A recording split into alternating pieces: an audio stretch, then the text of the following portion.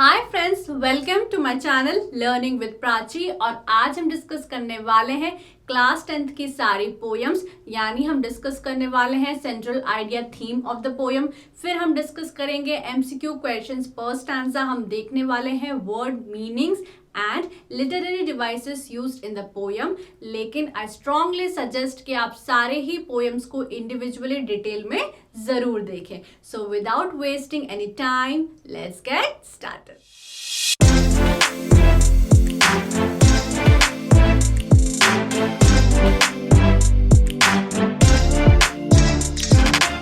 तो दोस्तों, हम लोग क्या क्या कवर करने वाले हैं? Central idea of the poem, MCQ type question, word meaning and literary devices used in the poems. तो दोस्तों, हमारी पहली पोएम है dust of snow. Dust of snow को किसने लिखा है? रॉबर्ट फ्रॉस्ट ने लिखा है। आपको पोएट के नाम भी याद होने चाहिए। तो इसका सेंट्रल आइडिया या थीम क्या है पोएम की? Little things in life can make huge difference, यानी छोटी छोटी चीजें हम पे बहुत बड़ा प्रभाव डालती हैं। How small things can change one's attitude. तो जैसा कि हमको पता है कि जो पोएट थे उनका मूड बहुत ही खराब था, लेकिन थोड़ी सी स्नो के पार्टिकल्स जब उन पे गिरे तो उनका जो मूड था वो चेंज हो गया। तो इसीलिए बोला है how small things can change one's attitude. Hard times don't last forever, यानी अगर हमारे जिंदगी में बुरा वक्त चल रहा है तो हमको दुखी नहीं होना है, क्योंकि बुरा वक्त भी बदल जाता है। तो दोस्तों, फर्स्ट स्टैंजा है the way a crow shook down on me the dust of snow from a hemlock tree. ठीक है, तो इसकी राइमिंग स्कीम क्या है? A B crow me snow tree. ठीक है, तो who shook down the hemlock tree, तो इसका आंसर क्या रहेगा? क्रो, क्योंकि इसमें लिखा है the way a crow shook down on me. Which tree did the crow shake? Crow ने कौन सी ट्री को शेक करा था? Hemlock tree. देखो लास्ट लाइन है from a hemlock tree. What fell on the poet? Poet पे क्या गिरा था? तो यहाँ पे लिखा है the dust of snow from a hemlock tree. तो हमारे पोएट पे क्या गिरी थी? Dust of snow. अब क्वेश्चन ये भी आ सकता है कि what do you mean by dust of snow? तो dust of snow means snow के छोटे छोटे पार्टिकल्स। अब यहाँ पे सिंबॉलिज्म का भी यूज करा है, क्योंकि हेमलॉक ट्री और क्रो को एज अ बैड ओमेन बताया है, उनको नेगेटिविटी के साथ एसोसिएट करा है, उनको सॉरो के साथ एसोसिएट करा है। तो ये भी एमसीक्यू में आ सकता है, तो आपको ये याद रखना है।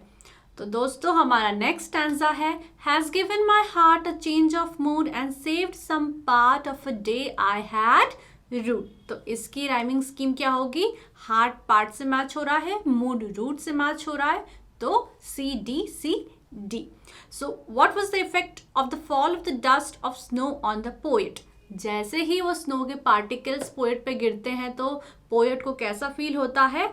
It changes his mood. उनका जो सैड मूड था, ग्लूमी मूड था, वो थोड़ा सा ठीक हो जाता है। Under which tree was the poet standing? तो हेमलॉक ट्री के नीचे वो खड़े हुए थे। What was saved for the poet? तो लास्ट लाइन देखो, and saved some part of a day I had rued। rued का मतलब है रिग्रेट करना। ठीक है, तो उनका जो दिन, उन्होंने आधा दिन जो था अपना रिग्रेट करने में, दुखी होने में गवा दिया था, तो उनका दिन का जो थोड़ा सा पार्ट था वो स्नो के पार्टिकल्स ने बदल दिया और उनके दिन को बचा लिया। Which word is the synonym of feel, remorse or regret as used in the stanza? तो हमने डिस्कस करा, rued का मतलब होता है रिमोर्स फील करना, थोड़ा सा बैड फील करना, रिग्रेट फील करना, तो rued मीन्स रिग्रेट। ओके, तो दोस्तों, अब हम देख लेते हैं लिटरेरी डिवाइसेस क्या यूज हुए हैं इस पोयम में। पहला है सिंबॉलिज्म। ठीक है, तो हमने डिस्कस करा कि इस पोयम में क्रो और हेमलॉक ट्री को नेगेटिविटी, ग्लूमीनेस, बैड ओमन के साथ सिंबलाइज किया है, अटैच करा है। तो यहाँ पर हेमलॉक ट्री और क्रो सिंबल्स हैं बैड ओमन और नेगेटिविटी के। ओके, एलिटरेशन का मतलब क्या होता है? जब सेम लेटर के वर्ड पास पास रखे जाते हैं। तो यहाँ पे देखो saved some, has given my heart, तो यहाँ पहली लाइन में एस और दूसरे में एच का यूज हुआ है, यहाँ पे एलिटरेशन का यूज हुआ है। एसोनेंस, एसोनेंस का मतलब क्या है? जब एक लाइन में बार बार किसी वॉवल का साउंड रिपीट होता हो। ठीक है, तो यहाँ पे शूक डाउन ऑन मी, यहाँ पे ओ का साउंड बहुत ज्यादा प्रोमिनेंट है, तो यहाँ पे एसोनेंस का यूज हुआ है। Next is irony. आयरनी का मतलब है बहुत ही ऑपोजिट होना। ठीक है, तो यहाँ पे क्रो और हेमलॉक ट्री को हम जनरली एसोसिएट कर रहे हैं नेगेटिविटी के साथ, ग्लूमीनेस के साथ, बैड ओमन के साथ, ठीक है। लेकिन इन्हीं दोनों चीज़ों ने हमारे जो पोएट है उनका मूड चेंज कर दिया, तो यहाँ पे आयरनी हुई है, ठीक है। The poem is ironic due to a crow shaking the dust of snow of a hemlock tree and on to a person who was contemplating suicide, ठीक है, thus causing the person to rethink their suicidal plans and decides to live. So two symbols of death and fear are used to help a person. This tone reflects his irony. तो चूंकि hemlock tree और crow को बहुत bad ओमन negativity के साथ associate करा है, लेकिन उन्हीं दोनों चीज़ों ने हमारे जो पोएट है उनका मूड बदल दिया, इसलिए इस पोएम में आयरनी का यूज हुआ है। Next is एंजैबमेंट। एंजैबमेंट का मतलब क्या होता है, जब लाइन ब्रेक नहीं होती है और कंटिन्यूएशन में ही नेक्स्ट लाइन या फॉलोइंग लाइन में चलती रहती है। तो यहाँ पे seen through out the poem, तो एंजैबमेंट यानी continuation of line through out the poem हम देख सकते हैं। नेक्स्ट पोएटिक डिवाइस जो यूज हुआ है पोएम में वो है इन्वर्जन। इन्वर्जन का मतलब क्या होता है, when the structure of a sentence is changed by the poet to create rhyme, this poetic licence is called inversion. तो स्टैंजा 1 में हम इन्वर्जन देख सकते हैं। इन्वर्जन का यूजुअल मीनिंग यही रहता है जब थोड़ी से वर्ड्स चेंज कर दिए जाते हैं या सेंटेंस का जो स्ट्रक्चर होता है, ठीक है, सेंटेंस फॉर्मेशन का एक पर्टिकुलर स्ट्रक्चर होता है, लेकिन जब उसको थोड़ा सा चेंज कर देते हैं राइम बिठाने के लिए तो उसको इन्वर्जन बोलते हैं, और हम स्टैंजा 1 में इन्वर्जन देख सकते हैं। ऑल राइट, तो दोस्तों हमारी सेकेंड पोएम है fire and ice. Fire and ice को किसने लिखा है, रॉबर्ट फ्रॉस्ट ने लिखा है, ठीक है। तो इस पोएम की थीम क्या है, only love, equality, mutual understanding and sympathy for each other can help in establishing peace on earth. क्योंकि हमको पता है कि इस पोएम में फायर और आइस को एसोसिएट किया है डिजायर्स के साथ और हेट्रेड के साथ। तो हमारे जो पोएट है वो बोल रहे हैं कि सिर्फ प्यार के साथ, इक्वालिटी के साथ, म्यूचुअल अंडरस्टैंडिंग के साथ ही हम पीस क्रिएट कर सकते हैं अर्थ पे।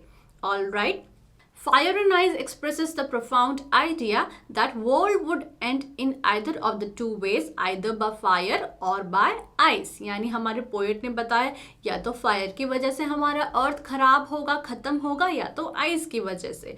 Both the components are compared with self-destructing human emotions. हमको पता है कि फायर को डिजायर के साथ एसोसिएट करा है और आइस को हेट्रेड के साथ एसोसिएट करा है। तो हमारे पोएट बोलते हैं इन दोनों की ही वजह से हमारा जो अर्थ है वो खत्म हो सकता है। If we let our emotions rule and do not control them, it can lead us on the verge of chaos. यानी अगर इन्हीं दोनों डिजायर्स को हमने कंट्रोल नहीं करा, या तो हमारा पैशन, हमारे डिजायर्स, हमारी ग्रीडीनेस, हमारी लस्ट बहुत ज़्यादा बढ़ सकती है, या एक दूसरे के प्रति हमारी जो हेट्रेड है वो बहुत ज़्यादा बढ़ सकती है। इन्हीं के कारण हमारा जो अर्थ है वो डिस्ट्रॉय हो सकता है। इसलिए हमको हमारे इमोशंस को कंट्रोल में रखना चाहिए।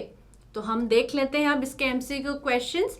Some say that the world will end in fire, some say in ice, but what I have tasted of desire, I hold with those who favor fire. तो इसकी राइमिंग स्कीम क्या है, fire, Dzire और fire match हो रहे हैं, तो इसकी राइमिंग स्कीम है ABAA।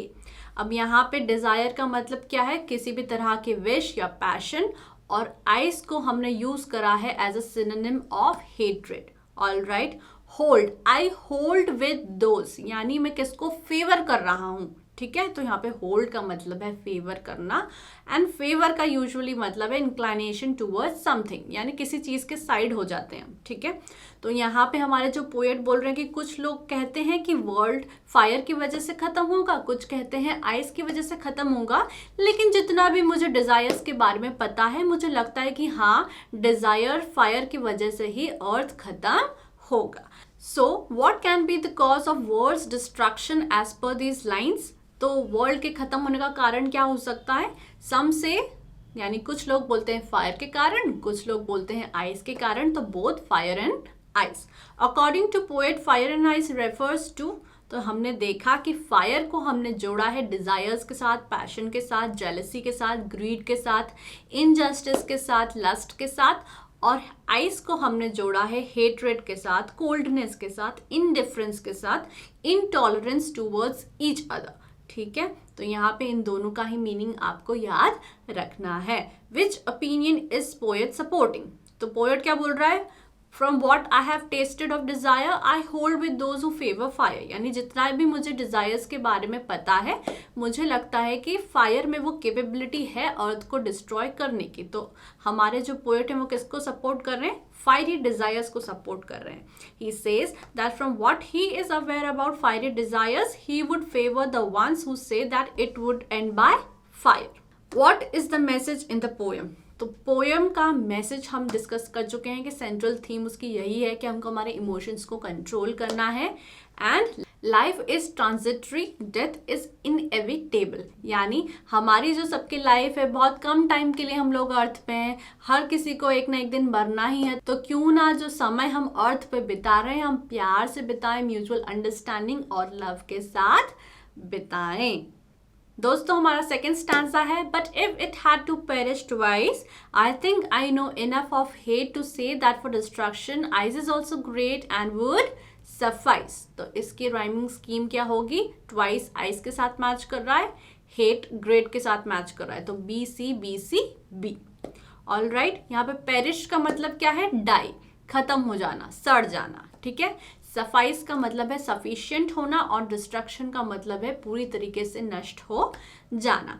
तो अब हमारे पोएट क्या बोलते हैं, अगर अर्थ को 2 बार खत्म होना होता तो आइस में उतनी कैपेबिलिटी है, ठीक है, आइस कोई कम नहीं पड़ेगी, वो भी सफिशिएंट है अर्थ को खत्म करने के लिए। So what does it refer to, but if it had to perish, तो यहाँ पे इट किसको बोला है, वर्ल्ड को बोला। The word perish means decay, सड़ जाना। जैसे हमारी मम्मी घर पे केले लेके आती तो बोलती जल्दी जल्दी 2 दिन में खा लो, नहीं तो ये पेरिश हो जाएंगे, खराब हो जाएंगे, सड़ जाएंगे, ठीक है। What message does the poet wants to convey? Love everyone, don't be greedy, control emotions. Okay? What is the antonym of the word suffice? Antonym मतलब opposite होना, तो suffice का मतलब है sufficient होना, तो उसका opposite क्या हो जाएगा, insufficient. All right, अब हम इसके literary devices देख लेते हैं। पहला है एसोनेंस। एसोनेंस को याद कैसे रखते हैं, स्पेलिंग शुरू हो रही है ए के साथ, तो किसी भी सेंटेंस में जब कोई वॉवल का साउंड बार बार रिपीट होता है उसको एसोनेंस बोलते हैं। हमारे वॉवल क्या हो गए, ए ई आई ओ U. So it is a repetition of vowel sound in same line. The repetition is at different places in different words. Example, the long sound of O in I hold with those who favor fire. तो यहाँ पे O का sound बहुत prominent है और O एक vowel है, तो यहाँ पे एसोनेंस का यूज हुआ है। ऑल राइट, एलिटरेशन का मतलब क्या है, जब सेम लेटर के वर्ड्स पास पास रखे जाते हैं। Alliteration is repetition of a consonant sound. अब एलिटरेशन में हम हमेशा कॉन्सोनेंट के साउंड को ही कंसिडर करते हैं। ए ई आई ओ यू को छोड़ के जितने भी लेटर्स हैं वो कॉन्सोनेंट है। So alliteration is a repetition of a consonant sound at the start of 2 or more closely placed words. Example, the sound of F in favor, fire, W in world, will. तो दोनों ही start हो रहे हैं F से, तो यहाँ पे alliteration का यूज हुआ है। Next is imagery. इमेजरी का मतलब होता है जब कोई हमारा पोएट ऐसा सेंटेंस लिख देता है जो हमारे सेंसेस को अपीलिंग लगता है, ठीक है, जो हमारे सेंसेस को अपील करता है, ठीक है। तो इमेजरी को आप बेसिकली ये समझ सकते हो जब हमारा पोएट हमारे सामने एक इमेज क्रिएट करने की कोशिश करता है, ठीक है। So imagery is use to make readers perceive things involving their 5 senses. Some say the world will end in fire, तो हम इमेजिन करें कि वर्ल्ड खत्म हो रहा है फायर की वजह से। ऑल राइट, आप इंडिविजुअल वीडियो जरूर देखें, मैंने सारी ही वीडियोस उसमें डाली हैं। To say that for destruction ice is also great, तो इन दोनों ही लाइन में इमेजरी का यूज हुआ है। एनाफोरा, एनाफोरा का मतलब क्या होता है, जब 2 से ज्यादा लाइन सेम वर्ड के साथ शुरू होती है, ठीक है।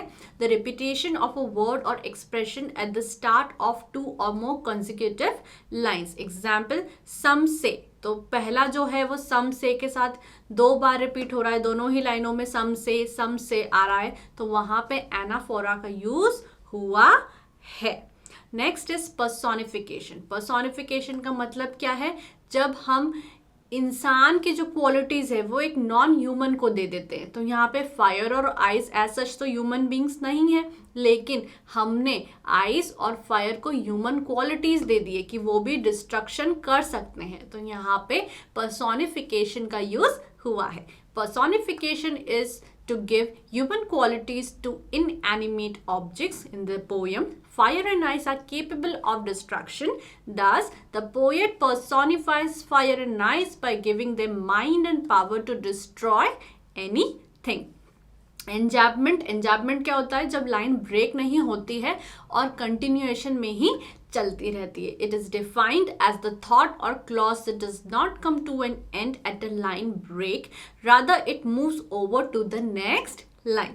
From what I have tasted of desire I hold with those who favour fire. तो देखो, पहली लाइन के बाद कोई ब्रेक नहीं हुआ है, वो लाइन चल रही है. ठीक है, तो यहाँ पर एंजैपमेंट का यूज हुआ है.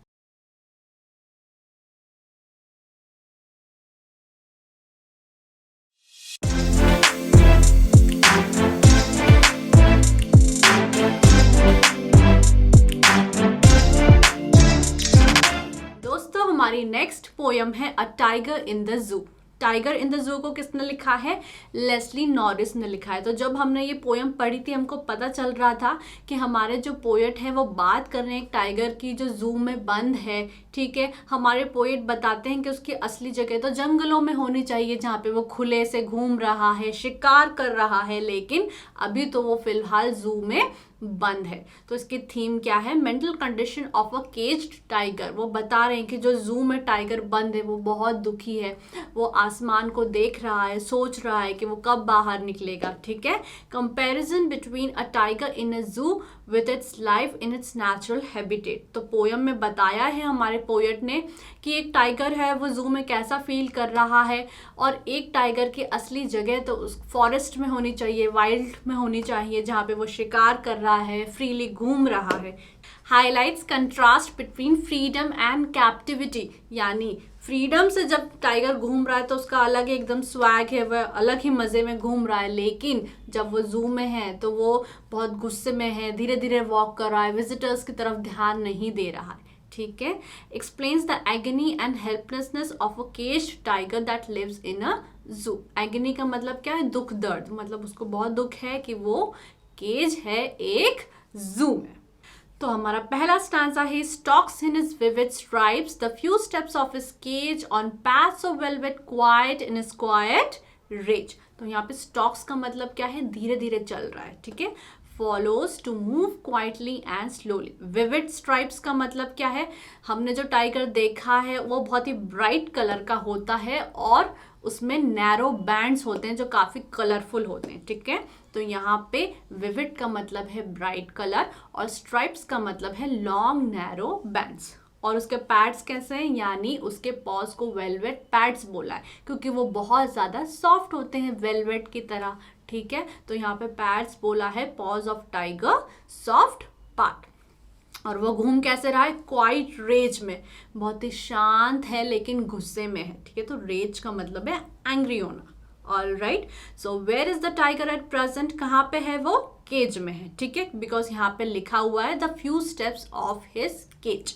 ठीक है, mention any one quality of the animal under reference. यानी एक क्वालिटी बताओ उस एनिमल की जिसकी बात हो रही है. तो यहाँ पे vivid stripes on his body. काफ़ी जो उसकी बॉडी पे जो डिजाइन्स हैं, जो स्ट्रिप्स हैं, वो काफ़ी ज़्यादा कलरफुल है. So which word in the stanza also means graphic और पिक्चरिस्क. पिक्चरिस्क का मतलब होता है काफ़ी ज़्यादा अट्रैक्टिव होना. ठीक है, तो यहाँ पे विविड का मतलब है बहुत ज़्यादा ब्राइट कलर्ड है वो और काफ़ी अट्रैक्टिव लग रहा है. Why is the tiger in quiet rage? ठीक है, वो गुस्से में क्यों है? Because movement restricted and freedom curtailed. क्योंकि उसकी असली जगह तो जंगलों में है, लेकिन उसकी जितनी भी शक्ति है अभी कोई काम की नहीं है क्योंकि वो एक केज में बंद है, उसकी मूवमेंट रेस्ट्रिक्टेड है, इसीलिए वो गुस्से में है. अब यहाँ पे लिटरेरी डिवाइसेस क्या क्या यूज हुए हैं? राइमिंग स्कीम क्या है? ABCB, केज रेज से मैच हो रहा है. पर्सोनिफिकेशन, यहाँ पर भी हमारा जो टाइगर है वो एक नॉन ह्यूमन है लेकिन उसको ही बोल के रेफर करा गया है. तो the tiger is personified because the poet refers him as he. Metaphor का मतलब है कंपैरिजन होता है, जब लाइक और एज का यूज नहीं होता है और कंपैरिजन होता है तो मेटाफोर का यूज होता है। So tiger's paws are compared with velvet, क्योंकि बोला है कि उसके जो पाँव हैं, उसके जो पॉज हैं वेलवेट पैड्स की तरह है। ऑल राइट, एंजाबमेंट का मतलब है जब लाइन ब्रेक नहीं हो रही है और कंटिन्यूएशन में चल रही है। So sentence is continuing to next line without any punctuation mark, तो उस स्टैंजा में हम एंजाबमेंट भी देख सकते हैं। इमेजरी का मतलब है हमारे सेंसेस को अपील करने की कोशिश करी गई है, हमारे सामने एक इमेज क्रिएट करने की कोशिश करी गई है। So the poet tries to create an image about the tiger, तो हम मन में सोच रहे हैं कि वो जो टाइगर है बहुत गुस्से से धीरे धीरे अपने केज में घूम रहा है, तो यहाँ पे इमेजरी का यूज हुआ है। कॉन्सोनेंट्स का मतलब क्या है? कॉन्सोनेंट्स की स्पेलिंग सी से शुरू हो रही है। सी एक कॉन्सोनेंट है, यानी ए ई आई ओ यू को छोड़ के बाकी सारे लेटर्स कॉन्सोनेंट है। तो किसी भी सेंटेंस में जब रिपीटिशन होता है किसी कॉन्सोनेंट साउंड का तो उसको बोलते हैं consonants. The use of S sound in stocks his stripes, तो यहाँ पे एस का साउंड आ रहा है, तो यहाँ पे कॉन्सोनेंट्स का यूज हुआ है। एसोनेंस का मतलब क्या है? जब वॉवल का साउंड बार बार रिपीट हो रहा है। So use of vowel sound I in his vivid stripes, I का साउंड बार बार रिपीट हो रहा है, काफी प्रोमिनेंट है, तो यहाँ पे एसोनेंस का यूज हुआ है। Next is oxymoron. ऑक्सीमोरन का मतलब क्या होता है? जब ऑपोजिट वर्ड साथ में प्लेस कर दिए जाते हैं, तो use of adjectives opposites in meaning. Quite का मतलब है शांत होना और रेज का मतलब है बहुत गुस्से में होना, तो क्वाइट रेज में ऑक्सीमोरन का यूज हुआ है। हमारा नेक्स्ट आंसर है दोस्तों, he should be lurking in shadow sliding through long grasses near the water hole where plump deer pass. ठीक है, लर्किंग का मतलब क्या है? हाइडिंग, बड़ी बड़ी घास के पीछे वो जो टाइगर है वो छुप रहा है। स्लाइडिंग का मतलब है मूव करना, और होल यहाँ पे वाटर होल किसको बोला है? जो वाटर बॉडी होती है जहाँ पे सारे जानवर पानी पीने आते हैं उसको बोला है वाटर होल। और प्लम्प का मतलब है जब मोटे मोटे डियर वहाँ पे पानी पीने आते हैं, यानी चबी। तो हु इज ही हियर, यहाँ पे ही किसको बोला है? टाइगर को बोला है। Suddenly the focus from tiger shifts to tiger's natural place of habitat, यानी अभी तक किसकी बात हो रही थी? केज वाले टाइगर की बात हो रही थी जो जू में है, जो बंद है, लेकिन अब सडनली हमारे पोएट हमको लेके जाते हैं जंगल की तरफ। Which word in stanza mean to lie or wait in concentration? Lurking. ठीक है, लर्किंग का मतलब है बहुत शांति से कॉन्सेंट्रेशन के साथ वो ग्रास के पीछे छुप रहा है कि जैसे ही कोई एनिमल, कोई डियर पानी पीने आएगा, ये जो टाइगर है उस पर हमला कर देगा। What does tiger do in the forest? Hiding behind some trees and being near the water body, जो कि हमको इस स्टैंजा से पता चल रहा है। तो अब हम देख लेते हैं literary devices used in this stanza. Rhyming scheme होगी उसकी ABCB। एंजाबमेंट, कंटिन्यूएशन में जो ये स्टैंजा है वो चल रहा है। एलिटरेशन का मतलब है सेम लेटर के वर्ड्स जब पास पास रखे जाते हैं, तो यहाँ पे प्लम्प पास में एलिटरेशन का यूज हुआ है। और इमेजरी का यूज हुआ है because the poet has tried to create an image of tiger's activity, कि हम इमेजिन कर रहे हैं कि वो जो टाइगर है, जो ग्रास है लंबी लंबी उसके पीछे है और प्लम्प डियर यानी मोटे से डियर का वेट कर रहा है। हमारा नेक्स्ट स्टैंजा है दोस्तों, he should be snarling around houses at the jungle's edge baring his white fangs his claws terrorising the village. तो स्नार्लिंग का मतलब है गुस्से में जब एनिमल साउंड बनाता है, warning sounds made by the animals, उसको बोलते हैं स्नार्लिंग। बेयरिंग का मतलब है दिखाना, तो वो क्या कर रहा है यहाँ पे? Bearing his white fangs. Fangs का मतलब है जो एनिमल्स के शार्प टीथ होते हैं, ठीक है, उनको वो दिखा रहा है, तो अपने नुकीले दांतों को वो दिखा रहा है। ठीक है, टेरराइजिंग यानी डरा रहा है। So how does the tiger scare the people? By growling.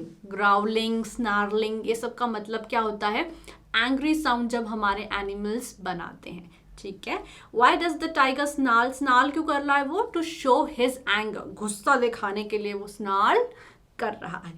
Which word in the stanza is the antonym of the word approve or comment? ठीक है, अप्रूव का मतलब है सहमति दे देना और स्नार्लिंग का मतलब क्या है? गुस्सा करना, असहमत होना। तो यहाँ पे एंटोनिम यानी कमेंड या अप्रूव का ऑपोजिट वर्ड क्या हो जाएगा? Snarling. Okay. How does the tiger show his presence? वो गांव वालों को अपनी प्रेजेंस कैसे दिखा रहा है? अपने लंबे लंबे दांत दिखा के, क्लॉज दिखा के और एंग्री साउंड बना के, यानी ग्राउल करके. So the literary devices used in this poem, rhyming scheme क्या है? ABCB. ठीक है. एंजाबमेंट कंटिन्यूएशन में चल रहा है. He should be snarling around houses at the jungle's edge. ठीक है. तो लाइन ब्रेक नहीं हुई है, सेंटेंस ब्रेक नहीं हुआ है और कंटिन्यूएशन में चल रहा है. दोस्तों, हमारा नेक्स्ट लिटरेरी डिवाइस है ओनोमाटोपिया. ओनोमाटोपिया का मतलब होता है when the word is making the sound it is describing. जैसे म्याऊ. ठीक है. तो म्याऊ साउंड भी वही बना रहा है और वर्ड भी वही है. तो यहाँ पे स्नार्लिंग में ओनोमाटोपिया का यूज हुआ है. एसोनेंस का मतलब क्या है? किसी वॉवल का साउंड रिपीट हो रहा है. तो यहाँ पे देखिए ओ और आई. ओ कहाँ पे? शुड अराउंड हाउसेस, और आई का sound bearing his, white his. तो यहाँ पे आई का साउंड. ठीक है. तो यहाँ पे एसोनेंस का यूज हुआ है. कॉन्सोनेंस का यूज कहाँ पे हुआ है?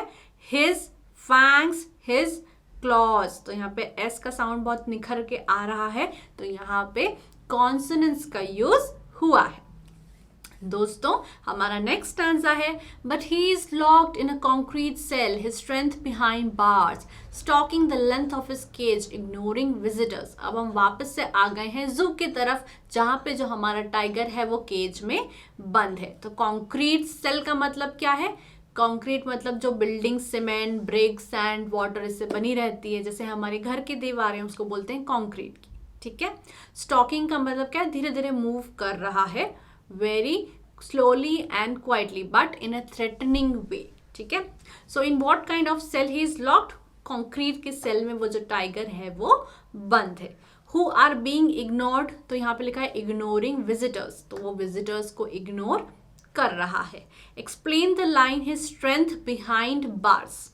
अब हिज स्ट्रेंथ बिहाइंड बार्स का मतलब है टाइगर ऐसे तो बहुत ज्यादा शक्तिशाली है, पावरफुल है, लेकिन अभी वो कुछ भी नहीं कर सकता है क्योंकि वो जू के केज में बंद है. So he is locked in a cage. Why does the tiger ignore the visitors? वो विजिटर्स को इग्नोर क्यों कर रहा है? तो इसके बहुत सारे रीजंस हो सकते हैं, जैसे he is not habitual of visitors. अब जैसे जंगल में जो टाइगर रहता है वहां पे कोई विजिटर थोड़ी ना आता है. तो हमारा जो टाइगर है जो केज में बंद है वो is not habitual of visitors. No one will help him. कोई भी विजिटर उसकी हेल्प नहीं करेगा कि चलो खोल के उसको बाहर कर दे. ठीक है. इसलिए वो उनको नहीं देख रहा है. He cannot attack them feeling helpless. वैसे तो टाइगर बहुत ज्यादा पावरफुल है, शक्तिशाली है, लेकिन वो कुछ भी नहीं कर सकता है क्योंकि वो केज में बंद है. And that is why he is ignoring the visitors. तो दोस्तों, लिटरेरी डिवाइस क्या है स्टैंजा में? राइमिंग स्कीम है ABCB. पर्सोनिफिकेशन का यूज हुआ है क्योंकि टाइगर एज सच तो नॉन ह्यूमन है, लेकिन उसको ही करके बोला गया है. एसोनेंस यानी वॉवल का साउंड बार बार आ रहा है इन ही लुक्ड कॉन्क्रीट सेल में. ई का साउंड आ रहा है. कॉन्सोनेंस यानी कॉन्सोनेंट का साउंड भी रिपीट हुआ है इन हिज स्ट्रेंथ बार्स में. तो यहाँ पे एस का साउंड है. नेक्स्ट इज एलिटरेशन यानी सेम लेटर के वर्ड पास पास रखे गए हैं, यानी कि बिहाइंड बार्स दोनों स्टार्ट हो रहे हैं बी से. तो यहाँ पे एलिटरेशन का यूज हुआ है. He hears the last voice at night, the patrolling cars, and stares with his brilliant eyes at the brilliant stars. Patrolling का मतलब क्या है? गश्त लगाती हैं जब कारें किसी पर्टिकुलर एरिया को. जैसे रात में पुलिस जो होती है वो पर्टिकुलर एरिया की पेट्रोलिंग करती है. ठीक है.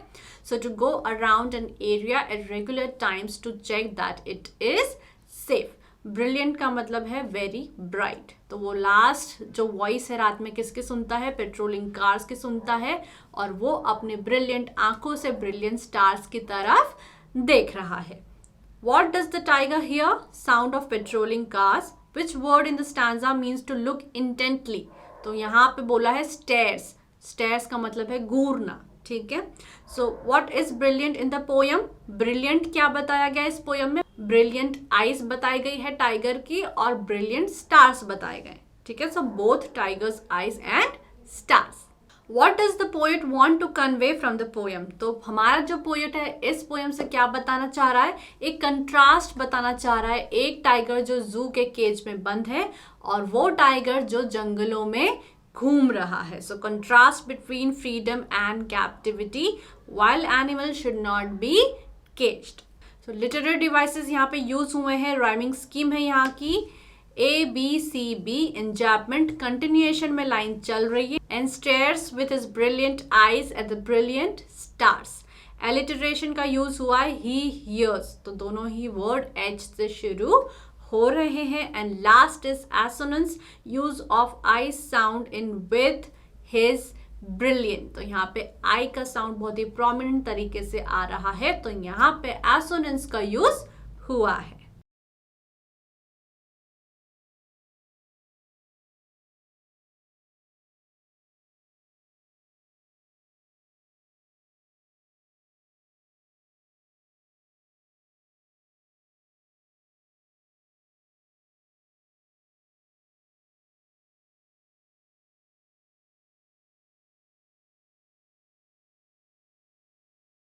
दोस्तों हमारी नेक्स्ट पोयम है द बॉल पोयम। तो बॉल पोयम को किसने लिखा है? जॉन बेरीमैन ने लिखा है।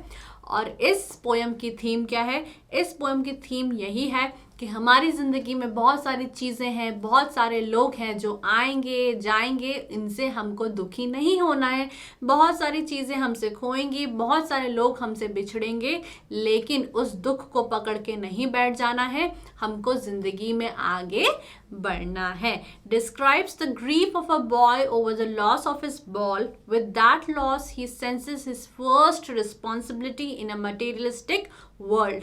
जब एक लड़के की उसकी फेवरेट बॉल घूम जाती है तब उसको रियलाइज होती है उसकी फर्स्ट रिस्पॉन्सिबिलिटी। तब उसको ये रियलाइज होता है कि बहुत सारी चीज़ें हैं जो हमसे छीन ली जाएंगी, हमसे खो जाएंगी। बहुत सारे इंसान हैं जो हमारी ज़िंदगी से चले जाएंगे, लेकिन हमको ज़िंदगी में आगे बढ़ते रहना है, उस दुख को पकड़ के नहीं बैठना है। What you love, things or people will not be with you forever. Learn to stand up, to be strong, get on with life no matter how much it hurts inside. Accept everything and let go and not clinch on to something. यानी चीज़ों को पकड़ के नहीं बैठ जाना है, हमको मूव ऑन करना है। Alright, हमारा पहला स्टैंजा है What is the boy now who has lost his ball? What is he to do? I saw it go merrily bouncing down the street and then merrily over. There it is in the water. No use to say, oh, there are other balls. So merrily का मतलब है बहुत खुशी से उछलते उछलते वो जो ball थी वो पानी में चली गई। Bouncing का मतलब क्या है? उछलते हुए, जंप करते हुए। So what do you mean by the expression what? What is he to do? यानी अब वो लड़का क्या करेगा? इसका मतलब क्या है? Denotes boy's grief over loss of ball, क्योंकि वो खड़े होकर देख रहा है कि उसकी बॉल पानी में चली गई है। Where did the ball go? Into the river. Okay? Which word is the synonym of happily? Happily से मिलता जुलता वर्ड स्टैंजा में क्या है? Merrily, यानी बहुत खुशी से। तो ये जो बॉल थी बहुत खुशी से उछलते उछलते पानी में चली गई। What does the expression mean? Oh, there are other balls. इसका मतलब है loss is of major consequence. इस लॉस से उस बच्चे को बहुत ज़्यादा दुख पहुंचा है। सो लिटरेरी डिवाइसेस यूज हुआ यहाँ पे anaphora, use of repeated words in 2 or more lines. What is the boy, what and merrily bouncing. तो यहाँ पे एनाफोरा का यूज हुआ है। एसोनेंस यानी रिपीटेड साउंड ऑफ वॉवल। ओ का यहाँ पे बहुत ज़्यादा साउंड मिला है। Boy, now, who, lost. Imagery, एक सीन क्रिएट करने का हमारे सामने पोएट ने एक कोशिश करी है। जब हमारे पोएट बोलते हैं merrily bouncing down the street, तो हम इमेजिन करते हैं कि बॉल जो थी बहुत ही खुशी खुशी से जंप करते करते पानी में चली गई। रिपीटिशन ही हुआ यहाँ पे what is he to do, तो यहाँ पे रिपीटिशन हुआ है।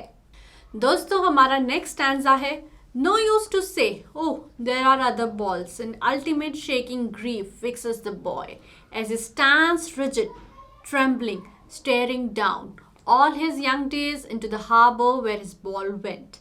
I would not intrude on him a dime. Another ball is worthless. Now he senses his first responsibility. यहाँ पे grief का मतलब है बहुत ही sorrow, बहुत ही दुख होना. rigid मतलब अब बॉल उसकी जब चली गई है तो वो एक टक निगाहों से rigid होके, सख्त होके बस उसी को देखा जा रहा है. ट्रेम्बलिंग का मतलब है वो दुख से शेक हो रहा है. हार्बर का मतलब है जहाँ पे शिप बांधे जाते हैं वहां पे वो बॉल चली गई है. इंट्रूड का मतलब है इन्वेडर. अब जब हमारे पोएट बोलते हैं I would not intrude on him, यानी मैं उसके दुख में शामिल होने, उसको डिस्टर्ब करने नहीं जाऊंगा. ऐसा नहीं बोलूंगा कि देखो वहां दूसरी बॉल है उसके साथ खेल लो. वर्थलेस का मतलब है अब उसकी कोई वर्थ नहीं रह गई है, वो वैल्यू लेस हो गया, यूजलेस हो गया. और अल्टीमेट का मतलब है फाइनल. तो आपको ये वर्ड के मीनिंग्स पता होना चाहिए. हो सकता है एमसीक्यू में उनके मीनिंग्स ही पूछ लिए जाए. So which adjective in these lines express the effect of this loss in the boy? तो हम देख सकते हैं कि an ultimate shaking grief fixes the boy. वो rigid होके उस बॉल को देखते जा रहा. Explain the expression shaping grief. Shaping grief. Grief का मतलब क्या है? बहुत ही दुख हो रहा है, उसको sorrow हो रहा है, यानी बहुत ही unhappy feel कर रहा है, बहुत ही sad feel कर रहा है. Which word in these lines is synonym of interfere? तो हमने देखा कि इंट्रूड का मतलब होता है इन्वेड करना. ठीक है, तो हमारे जो पोएट है बोल रहे हैं कि मैं उसको इस सिचुएशन में इंटरफेयर नहीं करूंगा. वाई इज मनी और another ball worthless for the boy? अब मनी वर्थलेस क्यों है उस बॉय के लिए? क्योंकि मनी एक एक्सटर्नल चीज है. मनी से चीजें तो आ सकती हैं लेकिन उन चीजों से जुड़ी मेमोरीज नहीं आ सकती हैं. ठीक है, तो उस बॉल के साथ हमारा जो बॉय है उसकी बहुत सारी जो मेमोरीज थी वो जुड़ी हुई थी. ठीक है, तो अब वो बॉल तो चली गई और उस बॉल के साथ सारी मेमोरीज भी चली गई. इसीलिए sense of loss as same ball can not be found as memories were attached with that ball. इसीलिए मनी या फिर another ball is worthless for the boy. तो यहाँ पे जो लिटरेरी डिवाइसेस यूज हुए हैं वो है रिपीटेशन. रिपीटेशन का मतलब है जब एक ही वर्ड बार बार रिपीट हो रहा है, तो यहाँ पे बॉल वर्ड बार बार रिपीट हुआ है. Next is असाइडेटॉन. असाइडेटॉन का मतलब क्या है? No use of conjunction in sentence. Conjunction क्या होते हैं? एंड, बट, और ये सारे कंजंक्शन होते हैं जो सेंटेंस में वर्ड्स को जोड़ते हैं. लेकिन इस लाइन में a dime comma another ball comma is worthless, तो यहाँ पे कंजंक्शंस का यूज नहीं हुआ है, तो यहाँ पे असाइड रिटर्न का यूज हुआ है. ऑलराइट, हमारे नेक्स्ट लाइन है in world of possessions people will take balls. Balls will be lost always little boy and no one buys a ball back. Money is external. Possession का मतलब क्या है? चीजों पे ओनरशिप होना. और एक्सटर्नल का यहाँ पे क्या मतलब है? यहाँ पे मनी इज एक्सटर्नल का मतलब है things with which feelings are not attached. So what does the boy understand? अब बॉय को जब ये बॉल घूम गई है उससे क्या पता चल रहा है? उसको ये पता चल रहा है कि चीजें तो आती जाती रहेंगी, हमको उस दुख को पकड़ के नहीं बैठना है. To grow up and cope with loss. Cope का मतलब है उभरना, उस चीज को हैंडल करना. ठीक है, what does the word balls signify? तो यहाँ पे बॉल सिग्निफाई कर रहा है boy's childhood and innocence and his young days. What does the poet mean by money is external? Money can not buy memories not it can replace the things of people will love. ठीक है, इसीलिए वो बोलते हैं कि money तो external है, money से दूसरी बॉल तो आ जाएगी, लेकिन वो बॉल जिसके साथ मेमोरीज अटैच थी वो मेमोरीज नहीं आ पाएंगी. What does the poet mean by in world of possessions?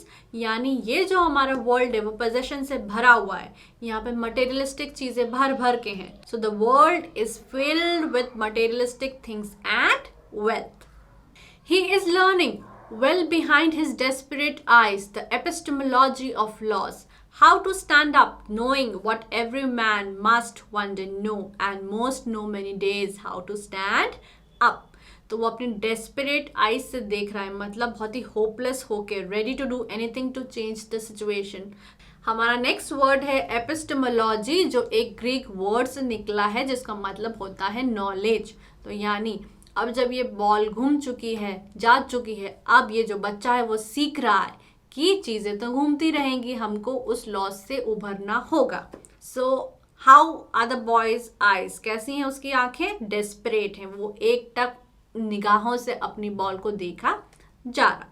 The boy is learning what, to cope up with loss. The word epistemology means methodology, या आप समझ सकते हैं नॉलेज. ठीक है.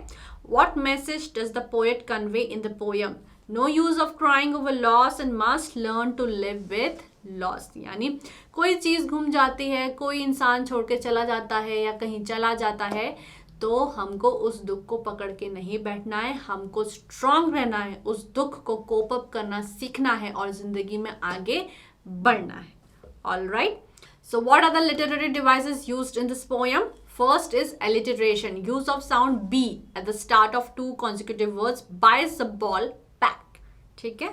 Assonance का यूज हुआ है, vowel का साउंड आया है E का, he is learning well behind his desperate eyes. तो इस पूरे सेंटेंस में हम vowel E का साउंड बहुत ज्यादा प्रोमिनेंटली सुन सकते हैं. रिपीटेशन, बॉल जो वर्ड है उसका रिपीटेशन बार बार हुआ है, और राइमिंग स्कीम इस पोयम में कुछ भी नहीं है. There is no rhyming scheme followed in the poem.